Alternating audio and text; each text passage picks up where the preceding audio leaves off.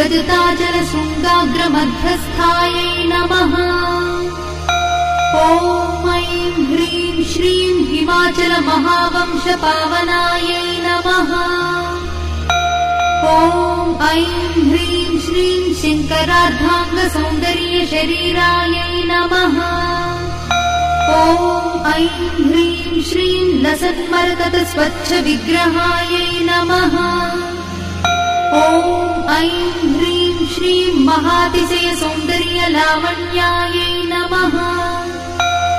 ॐ ऐं ह्रीं श्रीं शशाङ्कशेखरप्राणवल्लभायै नमः।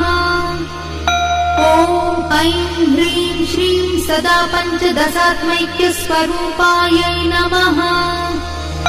ॐ ऐं ह्रीं श्रीं वज्रमाणिक्यकटककिरीटायै नमः।